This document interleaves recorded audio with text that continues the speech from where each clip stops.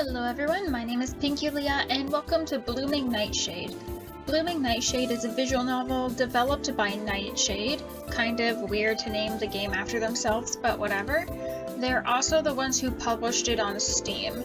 It's a free-to-play visual novel about a girl who starts noticing how many couples are around her school, so she decides to pursue a romantic relationship herself. From what the Steam page says, there are 6 romantic interests, and what I find interesting is that the characters can actually get into relationships with each other, and that kind of makes me wonder if I'll need to make up my mind quickly about a partner or risk losing them to another NPC or something. So, with that out of the way, let's see what this visual novel is about, I guess. Oh, Prologue, okay. Let me look at the settings. Window defined. It's fine. Alright, everything looks fine. I guess it comes in another language other than English, so that's cool. Do the prologue, I guess. My cat is on my desk. Week 1, 15 weeks left in semester. My cat's on my desk, like cuddling my microphone arm.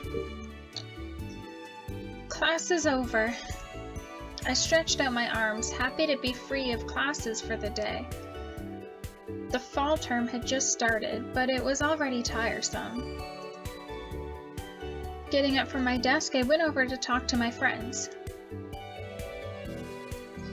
Hey Himika, did you make sure to take enough notes today? This is Kiyomi Ito. She ran for the track team. She always seemed to feel cold, so she wore her school hoodie all the time. That's me. I'm always cold all the time. Even in summer, I'm really cold. I did, but it was a really boring class. Boring or not, it's always good to take notes. This other girl was Izumi Kawano. Even though she was only a second year, she was already captain of the volleyball team. All of her teammates looked up to her. I'll be fine without notes. That's also me. I didn't take notes or study when I was in school. Don't be so sure. How will you study for tests without anything to read from? I'll just read the book? I didn't even read the book. We left the classroom and ended up stopping in the dining hall to talk. Izumi started telling us about a big game that was coming up. Usually we only play games against a few teams from the nearest town, but this year we're getting a match with a team from a different city. Did you find out which city? No, but it's probably close by. No other way we'd get a match. They probably were already going to be in town then. I'm thinking that too. Izumi grinned at me. By the way, it's not too late for you to join the team. We could use someone as tall as you. I whined as soon as I realized what she said. Izumi, stop bringing it up. You know she doesn't like it when you point that out, Izumi. But it'd be a real help in volleyball. Are you sure you don't want to take advantage of it? I pouted and slumped in my seat. Izumi shrugged it off, changing the topic. By the way, I've been hearing gossip about some of the first years dating. You two know anything about that? No, not really. I didn't hear about it, but I'm not surprised. Maybe I should ask someone out. Was that meant to be a thought? I blushed as I realized what I said, moving my hands in front of me. And now my cat is blocking my monitor screen because she wants all of my attention and I'm not allowed to look at the light box. Forget it. Kiyomi rubbed her chin in thought. I wonder what your type would be. I said forget it. Even after I finally got them to change topics, I felt embarrassed for the rest of the time I talked with them. I mean, who wouldn't? Week 2. I was heading back to my room after talking to a teacher when I spotted 2 first years standing in the hallway. At first I thought they were friends chatting in the hall, but one of them looked upset. The project is due this Friday. Are you sure you'll be ready on time, Etsuko? You're worrying too much, Nanami. I stepped closer, curious about what could be wrong. Is something wrong? The girl who was called Nanami jumped, holding her hands over her chest and blushing hard. She was so cute. Don't worry about us, underclassmen. We're just figuring out a group project. The girl who was referred to as Etsuko nodded, but didn't say a word. She was wearing glasses, but it looked like one of her eyes was clouded over. Are you worried there isn't enough time? I'm sure we have plenty of time. I'm just not sure I'm up to it. I'm a bit spoiled, so sometimes I don't realize how tough things are. Nanami was forcing a smile the whole time, even as she belittled herself. I wondered if she was really okay. Let me know if you need help, okay? I'm your senior after all. I wasn't sure why I offered. Was it because Nanami looked like she needed help? She seemed to be okay with the offer, though. Thank you. What's your name? Oh, I'm Himika. Thank you, Himika. I'll talk to you later. I have to get to my club meeting. Nanami left, and I was alone with Etsuko. I noticed she seemed to be watching me. She had barely said anything since I got here. Was she shy? Does your offer extend to me? She looked odd. I couldn't place why. Sure, I'll help you if you need anything. Etsuko looked away. She seemed to be considering something. Was she too shy to accept the offer? I guess it's not just a cute blush that can encourage you to help, huh? I only caught some of what she said, and it didn't make much sense. Did she think that I didn't like her? I'll let you know if I need you. Rude. With that, Etsuko left. I felt a negative vibe coming from her. Maybe she's not shy. She's just not good with people. Weird. I thought she looked more like the type who wanted to please others. Oh well, I have to remember to help those two if they need anything. Week 3. These weeks going by super fast. After doing some homework with Kiyomi, I ended up going to the dining hall alone to get some food. On the way, I heard someone playing a flute. I turned to see that the music to the door— oh my god, I can't read! I turned to see that the door to the music club's room was open. There we go. I don't know why I had a stroke trying to say that. But to be fair, the font's kind of weird. Usually the font is like clear and straight, but this one's obviously not usual standard font. It's fancy. Curious as to who was still practicing at this hour, I peeked inside. A girl that had the face of a middle schooler was sitting at the table, several wind instruments in front of her. She had the scarf of a third year, which surprised me. The girl heard me enter the room, and she put down the flute to smile at me. Hey there, was I too loud? No, I was just curious.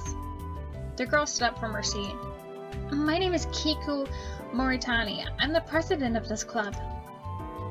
Kiku continued to smile at me. Are you interested in joining, perhaps? Sorry, but not really. That's a shame, but fair enough. What's your name? I'm Himika. Maybe you'd like to come to a performance sometime, Himika? There's no obligation, of course. Well, maybe. I've not been up to anything like that. Come see me sometime, and I'll provide the times we play. Or I could do a quick demonstration if you wish. Thanks, I'll keep that in mind. Kiku smiled, apparently sensing my curiosity. I look forward to seeing you again. I left Kiku in the club room, and I heard her play the clarinet as I left. She sure was talented. If I knew all those instruments on the desk, maybe going to see her play sometime was a good idea. These weeks are like days. We had a day off from our classes as the entrance to the restricted building was removed and replaced with a wall. I ended up going to the library to read something while I waited for Kiyomi or Izumi to be free. Because of the day off, the library was crowded. I managed to get a desk to myself, but just barely. It wasn't long before someone came to take the other seat at my table, though. May I have this seat? Sure. I looked up as I spoke, and my breath caught in my throat. The girl taking a seat across from me was beautiful. With her long, straight hair and spotless face, she looked like a princess. I had to force myself to look away before she caught me staring. It looked like she was a third year, though I was afraid to check the color of her scarf. I've not seen you around. What's your name? I said it without thinking, and I got hot from embarrassment, but the girl seemed okay with the question. My name is Shiori Gato. What's yours? Himeka Uchida. The Hime, or princess part of my name, would have made more sense for Shiori. She smiled at me and I felt my heart clench. Happy to meet you, Himeka. She went back to reading. I couldn't focus on my own book anymore, though, after a few minutes of trying. Instead, I started up the conversation again. You're a third year, right? That is correct. Mind helping me with some of my homework if you have time later? I was being a huge creep. I felt my cheeks burning up. She was going to turn me down so hard. I suppose I can try, though I wonder how much help I'd be. Thank you. How'd I get so lucky despite being a creep? Let me know when you need help, and I'll take a look. I will, thank you so much. I pretended to go back to my book to hide my excitement. I just wish I had a better excuse to spend more time with Shiori. You see, the reason why that's not creepy is because we're a girl and not a guy. If a guy did that to a girl, she would be really creeped out and probably leave or tell him to like go away or something. But because we're a girl, people feel safer, which is just sexism and a whole other topic that I would rather not get into right now. Would she be upset if she knew I only asked her for her help because she was pretty? Oh, what happened? I don't know what happened. Well, oh, okay. So I guess it's gonna be like that. And what's this stuff? I don't know if this is like the paths you can go on. Like if you just pick the paths, or maybe you change main characters. I'm not sure. That was interesting though. It's kind of weird how it just ends abruptly. I wonder if all the other ones are also gonna end just like that. But I guess we can just go down the list. So onto Izumi, I guess?